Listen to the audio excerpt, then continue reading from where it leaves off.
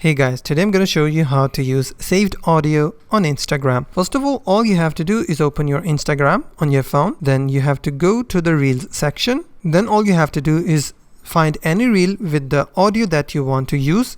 And then you can click on the audio on the bottom right, on the bottom left corner. And then you have to click on this save icon on the top right corner. Then what I will do, I will go to my profile section. My profile will open. On the top right corner, you'll see a hamburger menu. Click on it.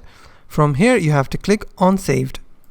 From here, you'll have two options, your saved post and your save audios. So you have to click on audio. On this page, you will see all of the audios that you have saved in past. Click one of the audio that you want to use. From here, you have to select use audio. Now you can record your story, or you can also upload from your gallery.